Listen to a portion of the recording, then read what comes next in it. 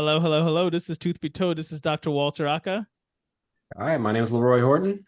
And Dr. as you can Kyle see, Duffert. yep, as you can see, we got a whole group here. We got And Dr. I'm Dr. Alfredo Alfredo Arauz. Arauz.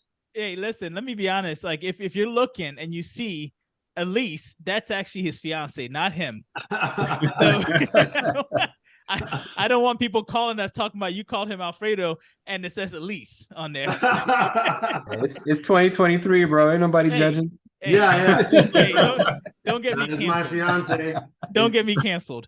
And Walt you got the invitation for the wedding already? Oh man, I'm excited, bro. I'm All real right, excited. Look, you know what? Let me just say real quick. You know, Alfredo and I went to school together, dental school together, and one thing that I know is if he's going to throw a party, I better come prepared. I better come with like a three-piece suit. It's gonna be awesome. That's it. So you know, I'm gonna have to probably go get a suit, Kyle. I might need to borrow Kyle's suit, right, Kyle? Good luck. Perfect. Ready to come. Ready to go.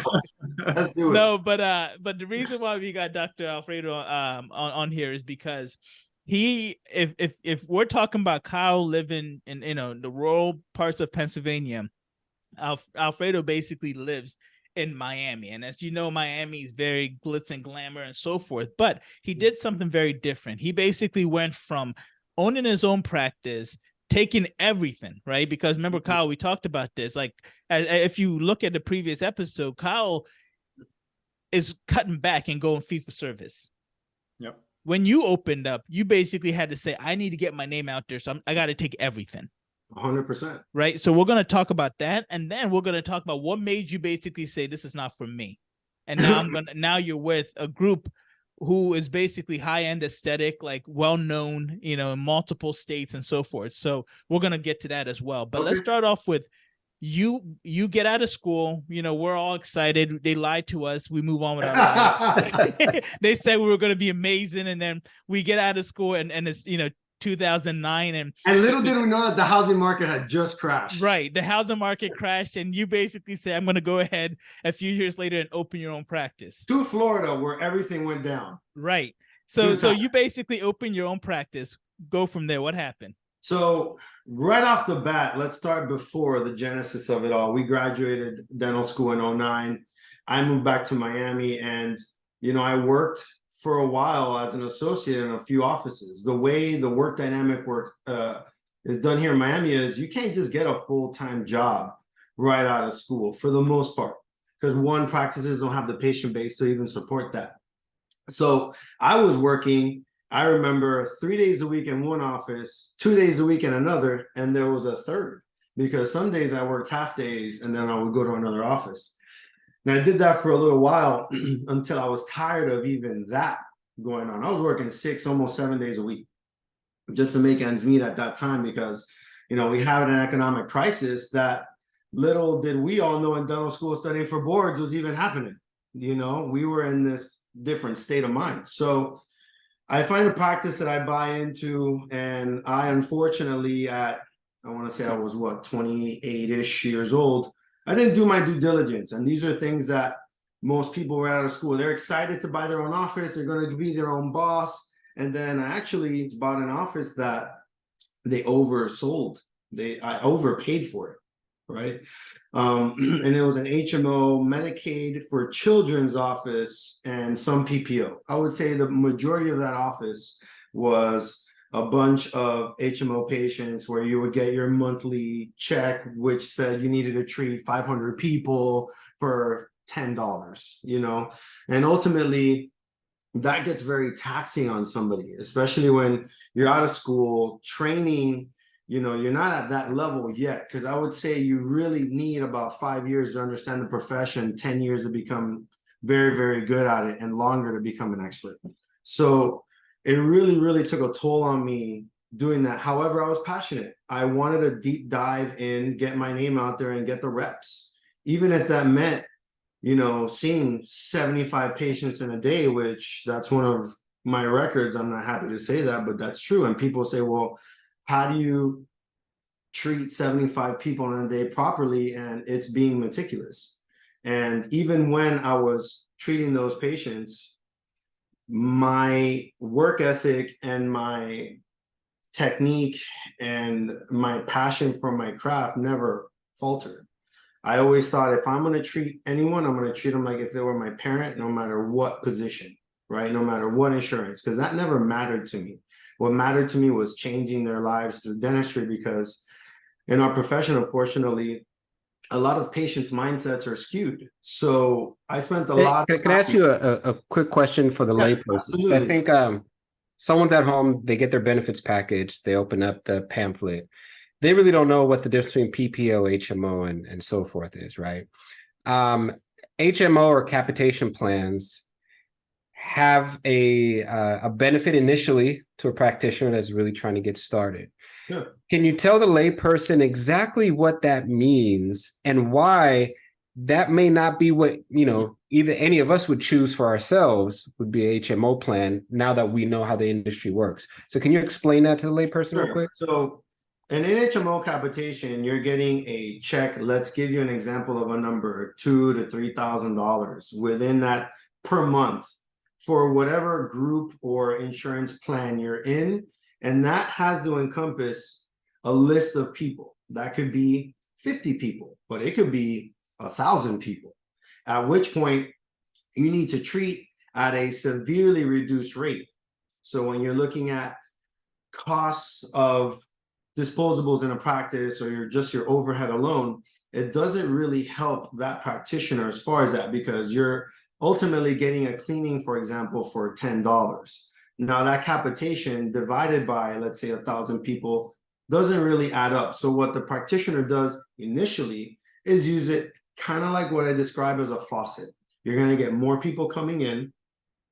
Hopefully that practitioner does really, really good work, talks to them about different insurance plans, or trying to go out of network, or having them go network within their own office to then keep that patient or retain that patient by the treatment they have rendered. That's the mindset that most people should think of it. But most offices, unfortunately, when they're in that role, don't have that communication. And then secondarily, more importantly, they don't treat those patients the way they should 98% of the time. Not everyone, right? Yeah.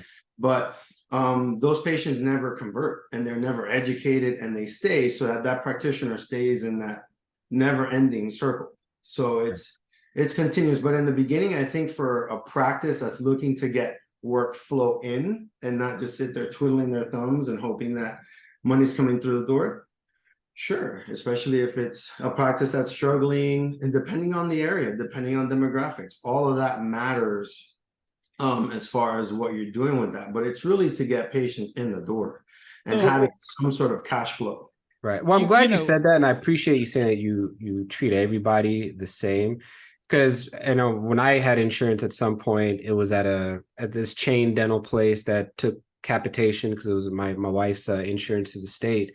And what we found, is before I knew the industry, you go in for your exam, and they didn't have an opening for a cleaning until like 10 months down. Yeah. Right. And then when that 10 months was coming up, you get a call like, hey, we got to reschedule. It was like another 3. And I realized like, oh, they get their monthly check regardless. They're trying to not see me. 100%. Yeah. Okay. Yeah. So I'm glad you said that you treated them different, because a lot of people don't know that that's what could be a motivating factor. Every person deserves to have good dentistry, quality work done, no matter what it is, right? And I took pride in that, for the point where when I was seeing my Medicaid patients, which notoriously underpay their providers, if that at all. I had plenty of times as an associate that I was seeing Medicaid patients at an extraction was $25. The ROI isn't there, right? The risk and reward is not there. It's just not there, unfortunately. However, you need to do right by that person if you're going to do that. If you're going to choose to treat that person, you're going to treat them well, no matter what. Unfortunately, like we all know in our profession, there's good dentists and there's bad dentists, right? And there's people that stick to moral or ethical codes and others that don't. Unfortunately, that exists in every field. So it's important to treat everyone just. And what I did is, instead of doing that every 10 months, right? Because that is something that they do, they push them out, is that I still saw them. And guess what? Some of those patients I still see to this day. as a fee-for-service provider. And they're high school teachers, they're cops, they're firefighters, they have great jobs, they're good people, and they just love the way I treated them. They decided to stay, and now they see me as a fee-for-service practitioner years later, right? So I think there's a case to be made that no matter what insurance plan you're taking, if you treat the patients correctly, you could always have that conversation, because once they develop trust in you, they're not going to just leave, right? Because then you have to redevelop that trust and then go over it. Do you think they're going to do work? No. And some of those are some of my best referral sources, as we all know here. You know, no matter what you do in social media or what have you, still word of mouth is king. And obviously Google reviews, if your patients really like you, they put a Google review. That's pretty much where we're at in this industry, right? So quick question. Yeah. This might be getting in the weeds a little bit, but going out of network with an HMO plan, what does that timeline look like? Because whenever I did it with PPO plans, the big one, Delta, I went out of network. My plan was for a whole year to talk to the patient so I can hit them twice at 2 recall visits, give them a letter the first time, give this to your HR director, see if you can get on a different plan. Second time around, if you're going to stay with this plan, this is the responsibilities that are going to be, this is how it's going to look. What does that look like when you're on an HMO plan? Because since it's a little bit different, how do you go out of network? I guess it's hard for me to truly answer your question, because when I sold the office, I just kind of like sold it to the next person. Okay, so you just left. Yeah, you just left. I kind of wrote my cards. I called all my patients, told them where I was going, and then like we should. So a great thing, even for PPOs, for example, because we did this in our practice. Currently, when you're letting go of, let's say, Delta, which we all know why we've all left Delta. I'm not trying to talk badly, but it is what it is. You can talk badly. It's fine. It's not. So, but we all, as the providing dentists for our patients, had that conversation with our patients as to why we left the insurance provider. What does that mean for you? What we could do to maximize any benefits? Are we going to take out a network benefits? Or are we going to stick with their co-payments so that they can still continue seeing us? I mean, there's so much that you can do, but the biggest key is going to be having the provider call the patient themselves and explain the why, and then how can we go about continuing our relationship. And I think that allowed us to have retention. I think my numbers may be off, but I think that when we let go of Delta, we retained over 85% of our patient base. So it wasn't like we had astronomical loss, right? But it's because every provider did their due diligence and did those phone calls. Not the treatment coordinator, not the office manager. No, me, the provider. Why? Because you are the one that they trust. Always. Let me continue with the story of your office. So you basically bought a practice, and how long did you stay in there and with that practice? And when did you know that, hey, this is just not for you? Okay, so around year 5 of me practicing, I realized that I really, really loved cosmetic dentistry.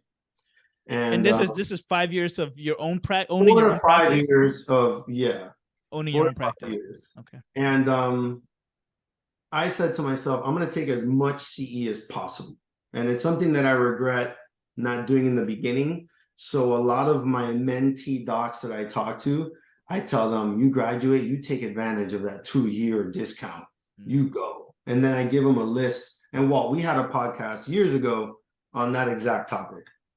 So there's a formula to it. And then you take all these courses, and then you're finally there and you're doing bread and butter dentistry, a single crown, or unfortunately in Miami, we have a lot of transient patients. So they'll come to you and they'll be like, all right, I broke my tooth. I need an endo crown. This is the fee. Oh, I'm going to get it done in Ecuador.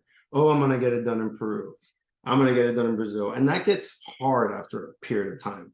And just doing quadrant MODs, as we all know, are not the most fun to do every single day. I didn't see myself doing a whole career of that.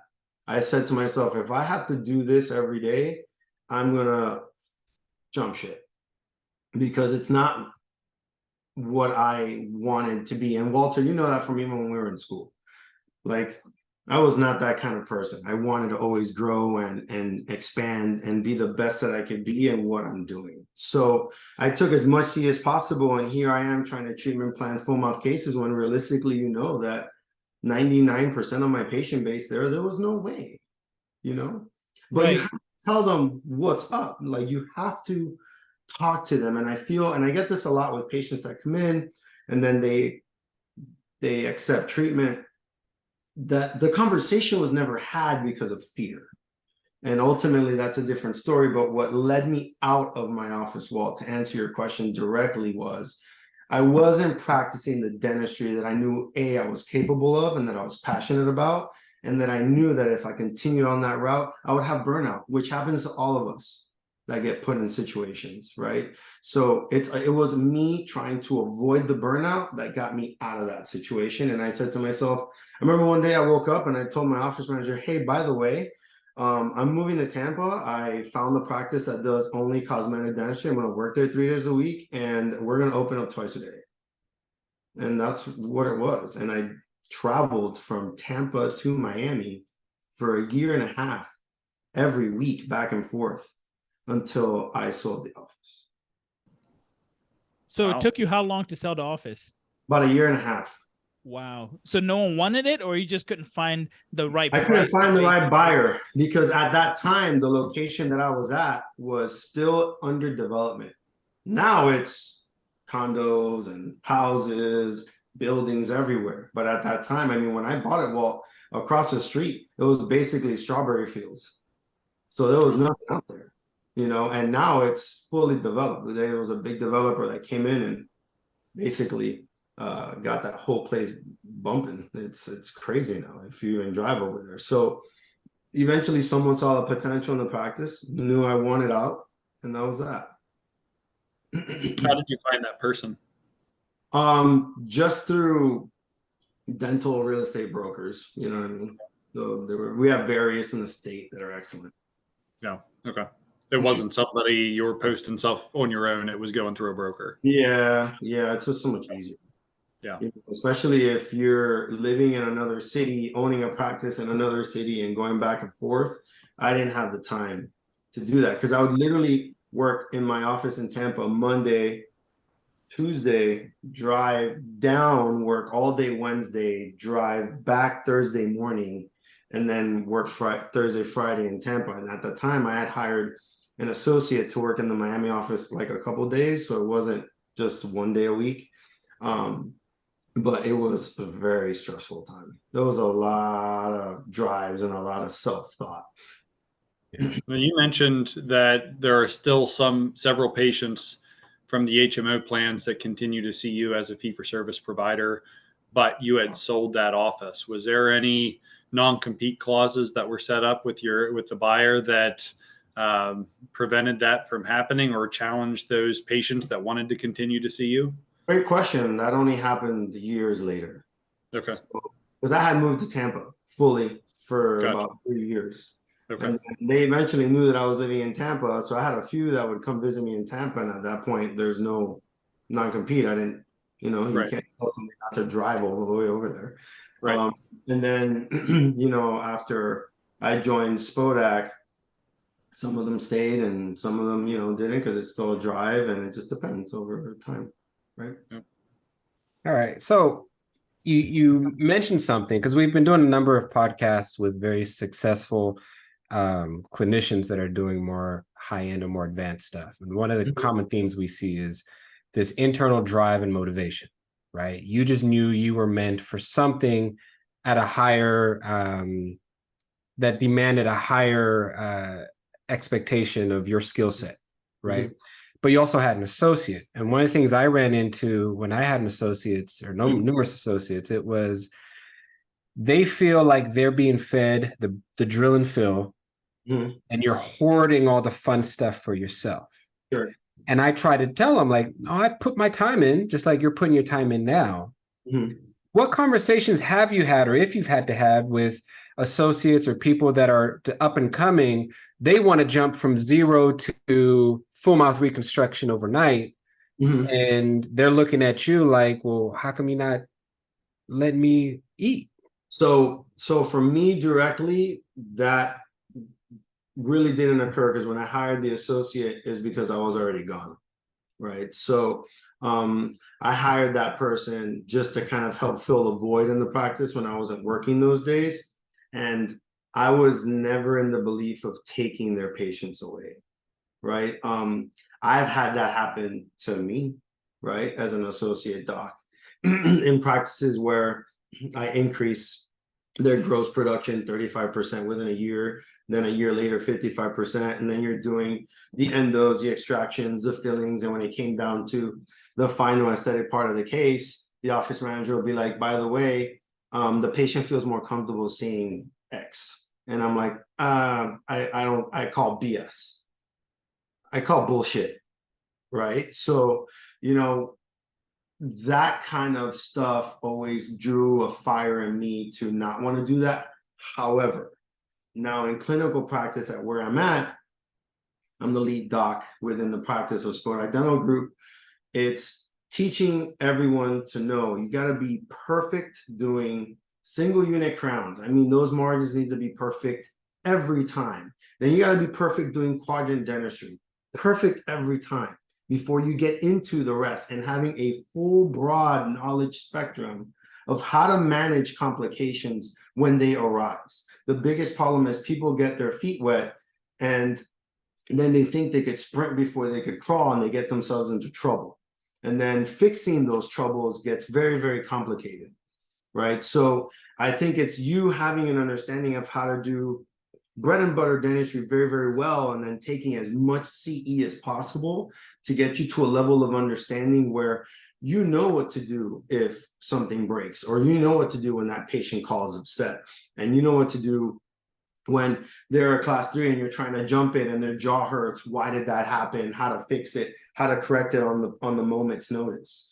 And I think that takes time in dentistry. I don't think that you're just 1 year out, boom, doing full mouth rehabs because you have the gift of good hands, or that your professor said you had good hands, right? I think that you have a fundamental knowledge of what's happening with that patient comprehensively, holistically, perio, endo, oral surgery, implants, and then you could get into that world.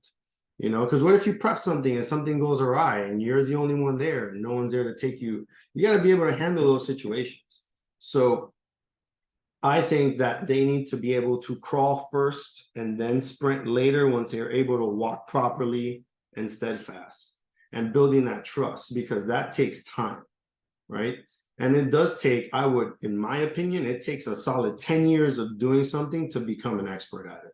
Solid 10 years of you doing it. And in full mouth cases, it could take up to 10 cases before you get really comfortable at doing it. And then it's just like second nature, right? But, I remember those first couple FMRs I ever did, you're nervous Nelly, even after taking spear, cois, and everything else. You're like, oh, what is this? What if something breaks? But you have to kind of go through that. But I had already done the rest. You know what I mean? I had already mastered the rest. So luckily for me, knock on wood, I never had those issues because I abided by the rules and I was very strict on following the formulas that worked. Let me ask you this question. So one thing that is key is you said you have to take continuing education. Yes. And we all agree on that. I think everybody here agrees on that. But here's the problem. If you come out of school and you have $500,000 worth of debt, and these continuing education courses are expensive, right? You had a practice. So you basically had, I'm guessing, like business loans from that, right? And now you're taking all these classes, which are also expensive. Did that scare you at one point when you realized how much money you owed and how much money you were spending? Yes, and then you're leaving your practice too. You're also leaving your practice. I get that, and right?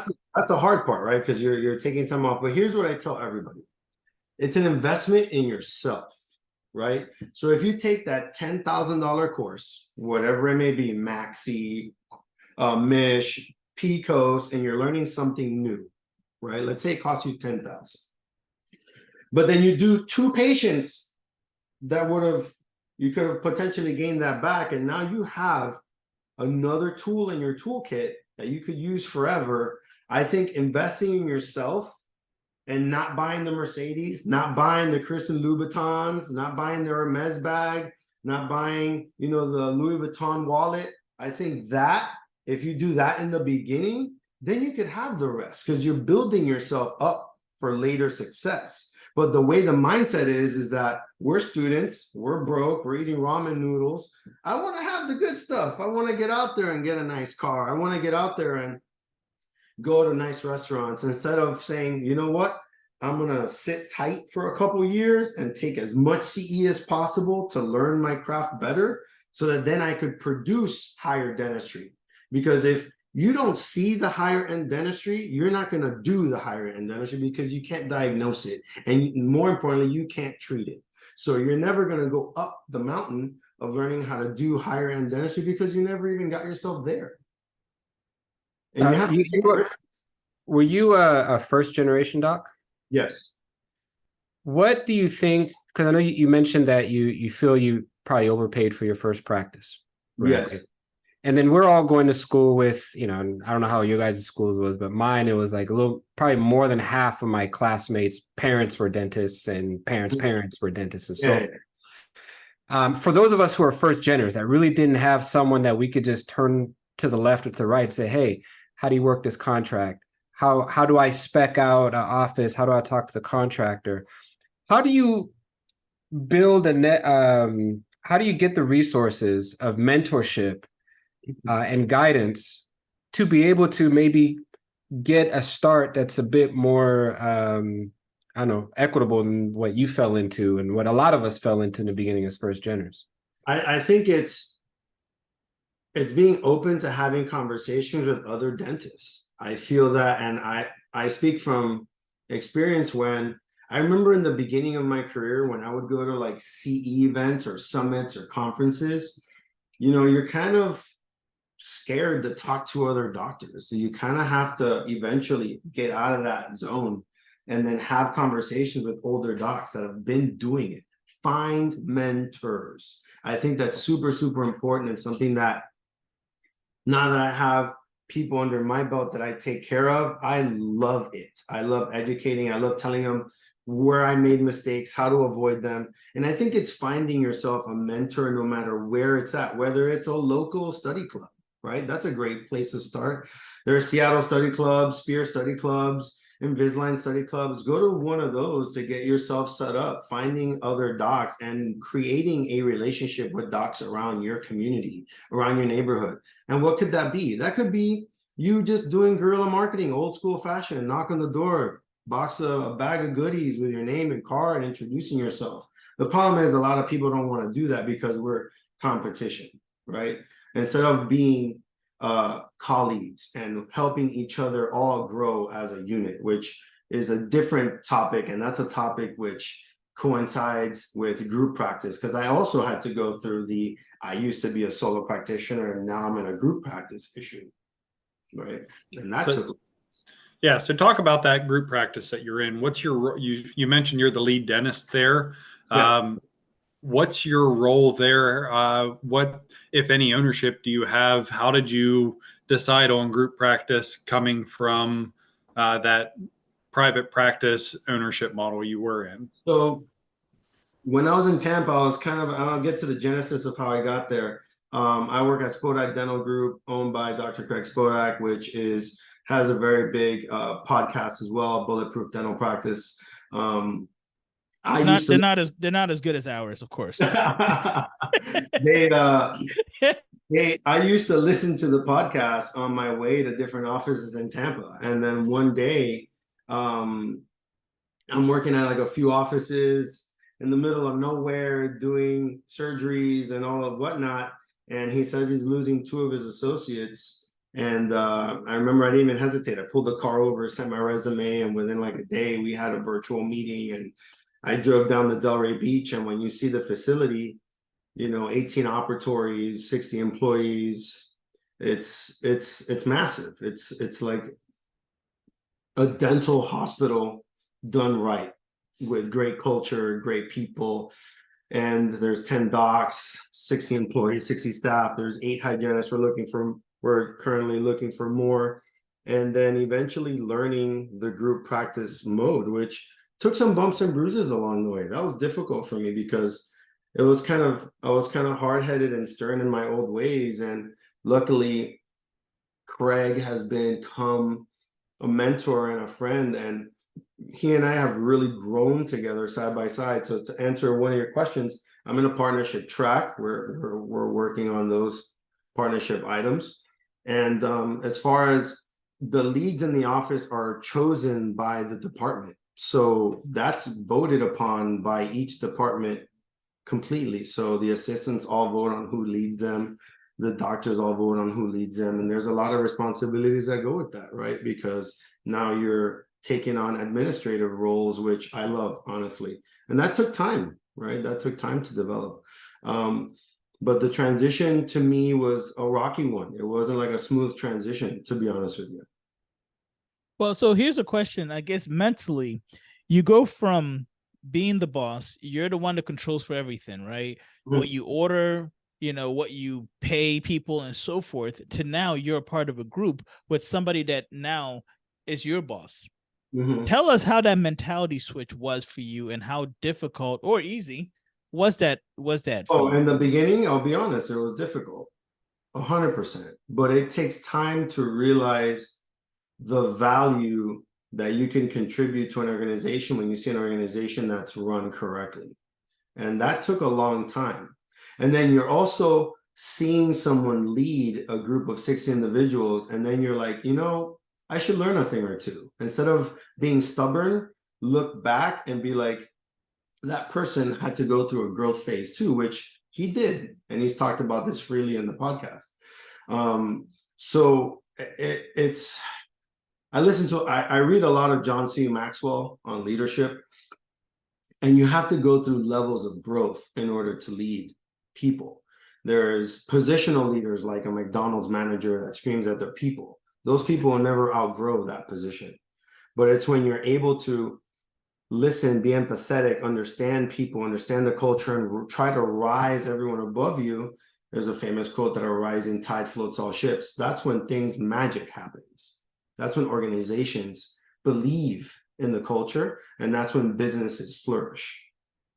So it was very difficult for me in the beginning. But as I got mentored and understood and talked to people and took lessons of hard knocks, just getting slammed, people being like, you're an asshole.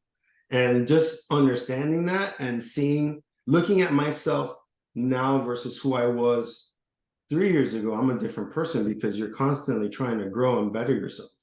Unfortunately, some people just don't do that. I think it's ultimately being able to listen to constructive criticism to better yourself, which then double downs. Everybody around you will it's a trickle-down effect that will help the whole organization if they see you grow as a leader.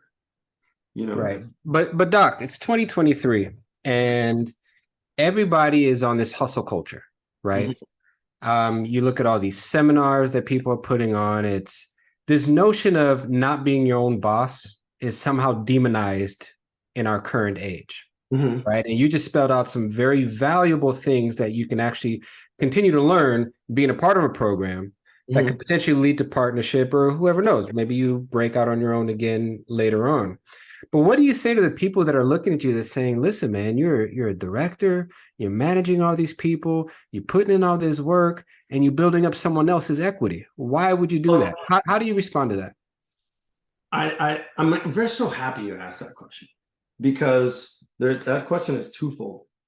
One, you are working directly with people. We work directly with people on a daily basis. If you know how to manage your team, you can very easily manage your patients. One.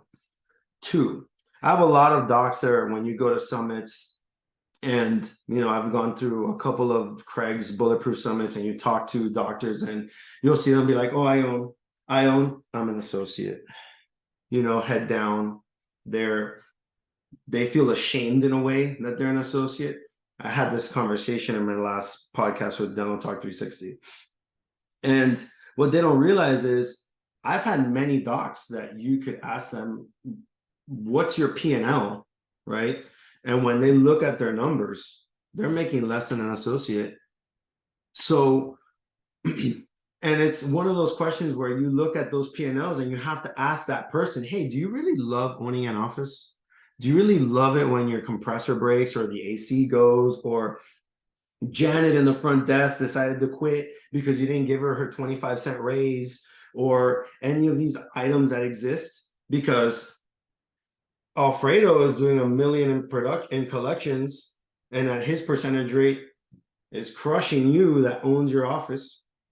You know, percentages matter, right? You can make 30% in a practice being a $1 million associate, and you're easily making more than a good 85% of practitioners that own their offices. Why? Because their overheads are too high. Or secondarily, they don't even know their numbers. Who didn't know their numbers back when he owned his office? This guy.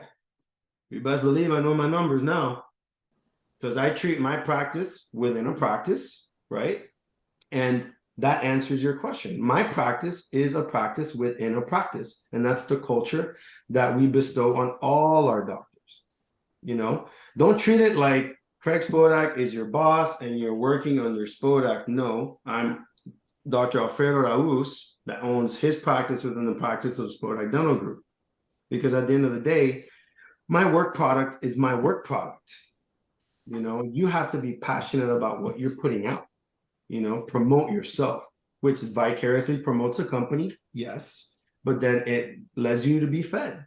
And in my situation, I have a higher rate of seeing patients that will accept treatment on full mouth cases, because I see different styles of patients and different economic statuses because of the practice I'm in. That's a fact, right? You dropping gems right now, man. You have to understand that. So you can have the practitioner that owns his office that's proud. I own my office. I did $1 million. And you say, what's your overhead? And they're like 85%. And I was like, you make less than I do. Facts. So, and that's hard for them to swallow when they hear that, because they have this pride that they need to own something in order to have something. No, you can have your chip on the table on something greater and still have your chip on the table. Or there's some people, I know friends of mine that are highly successful dentists, want nothing to do with owning an office. They don't want that stress. And I'm talking about high producers, people producing 150, 175K a month as associates, collections. They want nothing to do with ownership. Because what ends up happening, even if you're a high collecting dentist and you don't own a business, and this will be a follow-up to that. Let's say you want to retire and you want to go private equity, and you're capped out. You're collecting $2 million, but you yourself did 87% of that. Hygiene wasn't really involved that much. And then private equity is like, okay, cool. You don't own a business, you own a job, because you never made a business. You are the business. Without you, the office is worth nothing, right? So now you're stuck. You'll never just to explain it to people that don't understand, if you're selling your practice, you have the option to sell out to a dental service organization, a corporate entity, and they look at it as who can they bring in to replace you. And when you're that high producing doc, there's not a lot of people they can bring in as a single doctor to replace you, make that same production. So they might have to bring in 2 or 3 doctors, and that cuts into the bottom line and makes it not as profitable of a business to buy. Or you ultimately get married to that DSO or whatever, because sometimes they say, we're going to pay you 40% up front of what we promised we were going to pay you, but you got to stick around for 10 years until we reach it. And then we'll give you the rest after. And that's also a problem that most people don't see on the contracts, right? So ultimately, you got to know what you want, and you got to be fulfilled in what you do, whether that's owning your office, being an associate. But I feel like ultimately it's doing the dentistry that makes you happy, like waking up every day and saying, you know what, I'm so happy I chose this profession, because I, for a long time, very honestly, didn't feel that way. And for once in the past, I would say in the past 5 to 6 years, I finally feel that way. And I've been practicing 14 something years. So can you talk about your work-life balance? Because most doctors are, I got to go into the office. I got to put these hours in. I'm the only provider. I'm the owner of this practice. I step away, production goes away, no income coming in. So that's adds a lot of extra stress. You're very passionate about dentistry, so I'm sure dentistry is a huge part of what fulfills you from what you're saying. But outside of, if you want to get away from the office, how easy is that? Does that create additional stress for you stepping away, or is that, is it relaxing to step away and you don't have to worry about that? I think as long as you do your due diligence of following up with your labs, if you have a big case, having that communication done, communicating with your patients after, I call every patient or text every patient that I know of. It makes life very, very easy because they have direct access. I use my cell phone, and to be honest, they never really call me. People are always like, why do you use your cell phone? I was like, they don't call you. Like patients do not want to bother you, but it's giving them that ability to know that they have me at any moment's notice is very important to me, because that solves a lot of emergency problems, right? So that limits the amount of emergencies I see, because hey, doc, that filling is a little tender. What are your thoughts? I talk to them, what's going on? And that limits the amount of chair time that I'm wasting on limiteds that I could have just had that call, right? Or if you did a big case and all of a sudden their uncle is a dentist in Alaska and wanted to see their x-rays, you limit these calls. But work-life balance for my first years were difficult because I was working 6 to 7 days a week. Now my current practice, I'm working 4 days a week. And I've noticed that at 4 days, you're more productive than at 5 days. And I feel like, I have docs that work 3 days and are still producing 100K a month. It just depends on what you want, and then you can make that time available. I wake up every day at 5 a.m, go train at the gym, because I realize that after work, after a full day of dentistry, dentistry is taxing physically and emotionally and mentally. So I didn't have that enthusiasm anymore to train and work out in the evenings, but I do it now in the morning so I can spend time with my fiance and spend time with family, right? So you kind of have to divide the pie. What's important to you within that pie? Do you want to train? Create room for it. Do you want to cycle, cook, whatever it is? I still come home after work and I cook because I love cooking, right? So it's understanding what matters to you and creating that time, because I feel like that's in every aspect of life, whether it's a relationship or anything, sports. If you're passionate about something and it makes you content and fulfilled in life, you will make time for it. But dentistry, do you need to work 12-hour days? No, you do not. I feel like you're doing yourself a disservice if you do, because you're going to run into burnout. Here's a question for you as well. So when you're looking at this, right, you said, okay, so I worked, you had every insurance, and now you're in this practice with Spodoc, and you're basically doing fee for service, right? Mm-hmm. What do you think he did right in order to get to this point where now he's basically has a business versus what you had to go through? Does that make sense? Like, looking at both situations, because you've been in both situations, looking at both situations, what have you learned that he actually did right? So he had a vision, and I think creating a vision board of what you want in life, it's kind of like crazy when you hear the story, but I think it was 2008, I might be incorrect on the time, he wrote exactly how he visioned the office to be. And in 2013, he put that to work, and he actually made it happen. He took risks. But Alfredo, honestly, like I could envision myself to be Superman. It doesn't necessarily mean I'm going to be Superman. You feel me? Like, so what did he actually do? Luck, Say what? Combination of luck and a combination of being that's it. Like, what did he take classes? You know what I mean? Like, what do you think, looking now, what do you think he actually did different from you?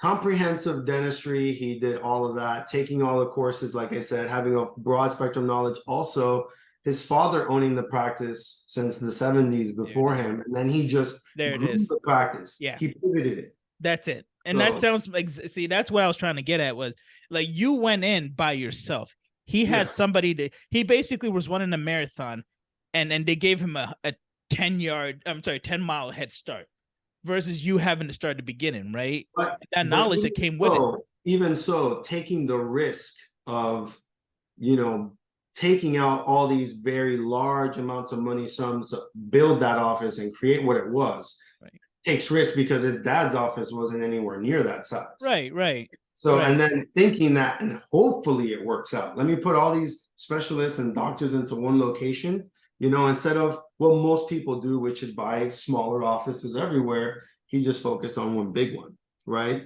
So what he did right in that situation is taking all this and being a very, very good clinician that, to be honest with you, patients love him so much to this day, you know, and he's a very good people person. He's a great speaker. He's great with people. He has a gift of being able to communicate with people. And I think that's one of his big talents. Okay, so he's obviously a very charismatic person, and he's someone who has able to be very good at talent acquisition, right? Because he was able to garner someone like yourself, who's obviously very passionate, very, you can easily articulate and express not only your passion for dentistry, but your passion for providing a service to patients, creating a team environment. That's awesome, right? If you can not only be talented, but surround yourself with talent, right? What about that do you think has made a difference in your ability to not just grow as an associate, but then, you know, kind of model that same behavior whilst still staying in your individual flavor and your own personality and your own likes and dislikes? Or do you have to, you know, and not to be disrespectful, do you have to be a part of the cult, or can you maintain individuality within a system that seems to have its own culture? Yeah, I feel like everyone brings in their own juice. You know what I mean? Everyone has their own swag. Like every team, every doctor team, have my own assistant, Brandon. He's awesome. You know, he and I have such a fun dynamic. But everyone practices differently. Everyone has their own swag that also is under the umbrella of the practice. But I feel that it makes me better, honestly, because you're looking at, it's like a melting pot. So kind of like, you know, if you live in New York or me in Miami, that I'm surrounded by all these cultures. When you're surrounded by different people that act differently, think differently, there's so much to learn, right? Like if you're doing a procedure and you're seeing somebody else doing the same procedure, I kind of go towards, I want to learn your tricks so that I could like get something out of it. But I'm also a constant learner, you know, like I take CE like too much. So it just depends on the person's mentality. Some people, it can be a problem because they'll feel that, yes, it's, you know, the culture and it's, you know, they don't want to be a part of it. But ultimately, those kind of people just weed themselves out anyway, because they don't, those kind of people don't want to be in that kind of environment where they see the potential of what is done when like-minded people could help grow a community and help patients as a whole, right? Because what's awesome about it is the hygiene department, I trust them implicitly.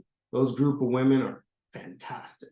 And without them, we don't got, you know, they're the motor, they're the heartbeat of the practice, right? And I tell that to them all the time. But unfortunately, there's people that want to be their own person, or they want to talk badly or poorly. Unfortunately, in a bigger office like that, they're going to get found out because people talk and, you know, rumors happen. But for the most part, if you take the time to be in there and see that what we're doing is to better the patients around you, which then go hand in hand, the better the practice does, the more patient flow we get, the better the reviews, the more patients you're going to see, the more money you're going to generate on your own, right? You know, obviously the practice grows with it, but I don't think of it that way. I think of it, I'm helping for a better cause, because my biggest issue is that I see so many unhappy doctors, and because of that, our patients around us don't get the treatments they deserve, and it's been giving dentistry a bad name for a long, long time.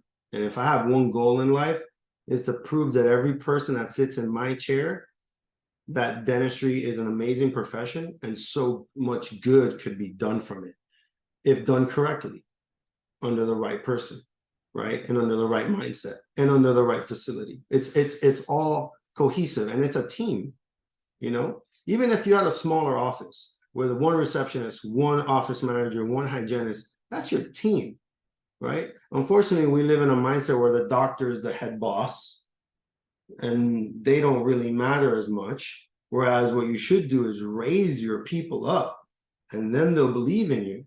And then when that patient goes away from the room and says, is he really that good? They'll say, yeah, he's fantastic. And that's the mindset that unfortunately a lot of doctors don't see. Raise your people, make them believe the good that you're doing within the community, within your practice, and everyone grows. Everyone's going to eat. There's enough mouths, there's enough problems in this world. We will all feed each other. And helping the community out, you know, don't get yourself, as a dentist, don't get yourself in a sticky situation if you don't know what you're doing. Refer it out to that specialist, you know, refer it out to the oral surgeon, to the perio, to the endo, because you know what, you do good by them, they're going to see cases and it's going to go back. Can't tell you how many referrals I get all the time from specialists, right? Okay, so you were Robin in the beginning of your career, right? He's a superhero, but he's a sidekick. Yeah. Right? Limited skill, limited power. You invested in yourself. Now you're Superman, right?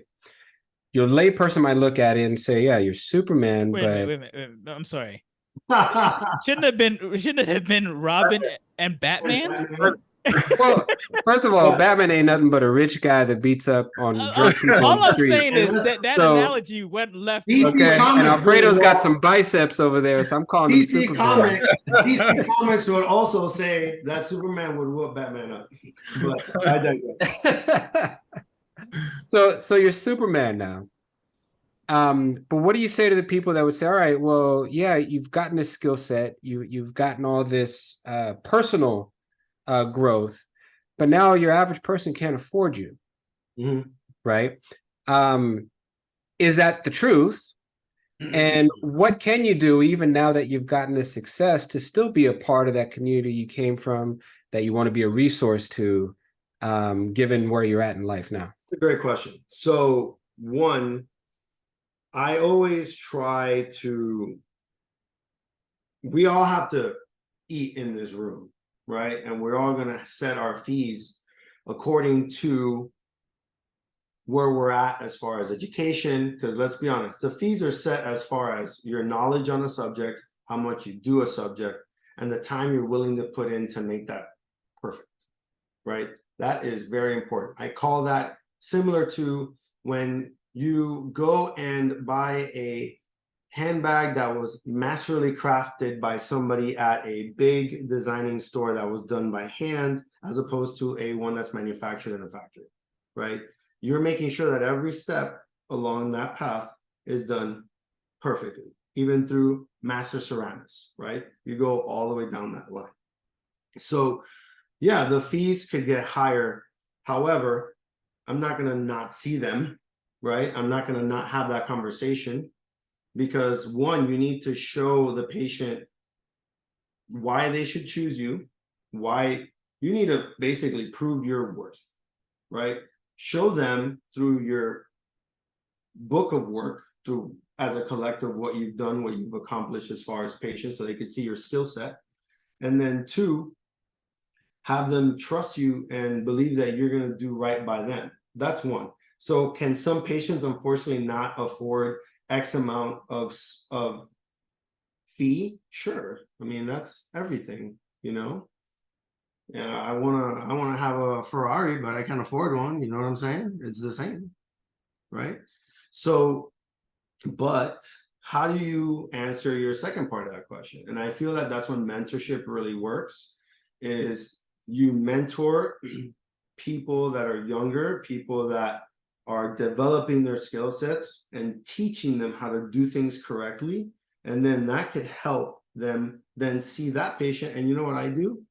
I go sit in the room with my mentees on a Saturday, and I sit in there and watch them do those FMR preps and impressions. And guess what? They didn't see me, but you best believe I saw every single step in that room, right?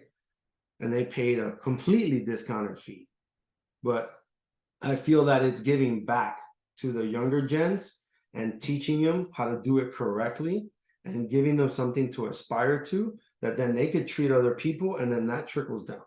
Because then you, by service of teaching, mentoring, educating, then goes to the next doc and the next doc and the next doc.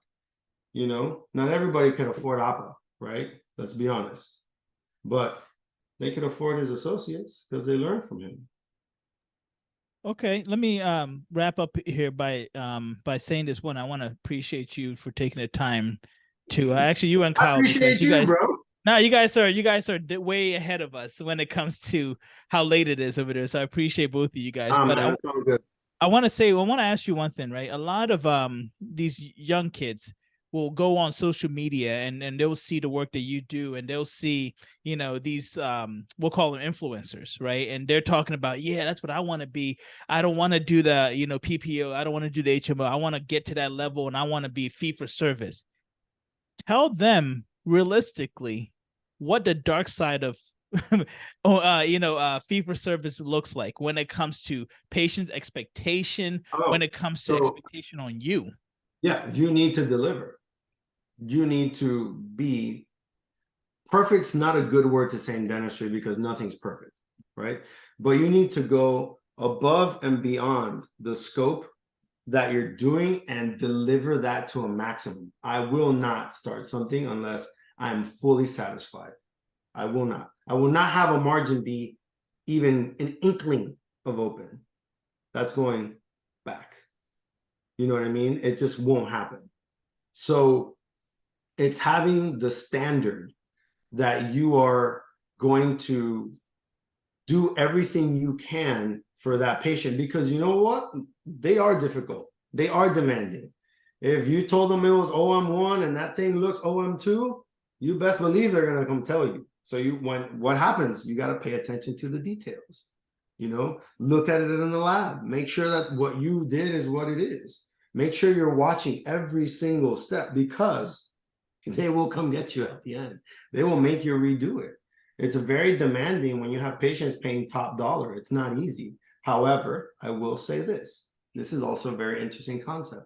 I find more friends that go through malpractice suits and all those other problems with insurance patients.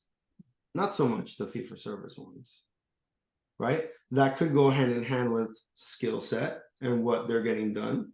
But that's a topic that I see a lot. You know, you're seeing these HMO patients suing some doc because of an MO they did. Come on. So you have to understand that there's good and bads in everything. Like I worked in a Medicaid clinic that I had to get escorted out by the security guards into the car because it was in a really bad neighborhood. You know, it just really, really depends. Every aspect of dentistry has its pros and cons, right? So you're seeing fee-for-service patients. Yes, they are going to be demanding. Yes, they expect the world. But a lot of them at that point have a higher dental IQ though. And if you explain things to them, it's different. Like I have CEOs and engineers and, you know, professors, you know, they want details. They need that. Some people don't, but it's a different patient base as far as IQ, as far as dental IQ, what they could understand, and et cetera. You go at a different pace, right? Okay. So yes, the expectation's higher, but it gives you room to explain things better. And I feel like where people falter, and I want to use this as an example that I was told a long time ago by one of our professors in dental school, Dr. Lands, that he told me, if you tell them in the beginning, it's an explanation. If you tell them later at the end, it's an excuse. So as long as you're setting expectations, no matter what insurance or fee-for-service or whatever you're taking, if you set expectations and you make it truly understandable to that patient and they have no questions for you, you will not have problems. You just need to set expectations for everything that could possibly go wrong or right from the beginning. And that'll help you a long, long way for all those young ones. Bruh, mic drop. That's it. That was it. That was it. You did it, man. Hey, listen, that's actually amazing because a lot of people don't understand that kind of nuance. So that's awesome, man. Honestly, we could keep going forever. Yeah, brother. You know what I mean? But we definitely appreciate you.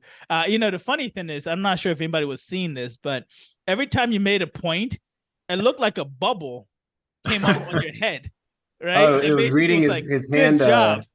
Yeah, it was reading his hand motions. Right, yeah, I know, but it just looked funny because every time he made a good point, I was like, "Oh, come on!" He set it up where the AI was basically like, "Keep it going. You're telling exactly what we want to hear." That's awesome. No, I really appreciate you guys man. talking to me tonight, and it was a pleasure meeting all of you guys. Walt, Same here, brother. I miss you. Yeah, bro. You were my boys in dental Yes, school. sir. I haven't seen you forever. Excited to see you in a couple months, and I just want to let the people know that any questions or any concerns, I'm here. You could send me a DM, at Dr.Fetty and Instagram, and I also have a podcast. But I always shout out you, brother, because you started this podcast before me, and I've been listening to Tooth Be Told for many, many years. Right. No, you've come on multiple times. You come on multiple times, and in all honesty, if anybody wants to listen to a podcast, especially if you're into aesthetics, come on, man. Dental Talk 360 is it. You honestly will learn so much because you guys go through great cases, and that's something that I personally, I'm not gonna lie, I actually, as a periodontist, I love watching the restorative part because I learn more than a lot of the times when I go to my own conferences. So that's something I highly recommend. We got Brandon Mack coming on Saturday. Listen, he's got Return of the Mac. I wanted to use that when he was on our podcast, but I didn't get a chance. I gotta do that. He's gonna be at the wedding too, so you'll see him there. No, he's excellent, man. But again, you guys all kind of work in the same system, and you guys all know each other, and just, the work you guys do is incredible. Go online, check out some of your cases. When you interview docs as passionate as all of us here, we all have a common ground that we all want to be better, and we all want to grow, and we want to grow this profession because I love this profession, right? I love what I do. We all love what we do, right? And it's seeing us all prosper as a unit is what makes me happy. Everybody eating, everybody doing great work, patients getting great outcomes. That's what this is all about. That's why we went to school. I appreciate the enthusiasm and the respect you have for this. So it's really refreshing to see that. So great conversation tonight. Thank you so much. Thank you, Scott. Thank you. Thank you, guys. Thank you, everybody. Thanks all the docs, everybody. You guys are awesome, and I love the podcast. I can't wait to hear more in my long drives to Delray Beach. All right, guys. Have a good night, man. Have a good night, everyone. Thank you for listening to this episode of Tooth Be Told. The opinions on this episode are just that, our opinions. Please consult your dental professional before taking any action with your dental health. If you have any questions about anything you heard on this episode, please contact us at Real Dentist with an S. That's REAL Dentist with an S at gmail.com. We would be very happy to return any message that we receive because we love the communication that we have with our listeners.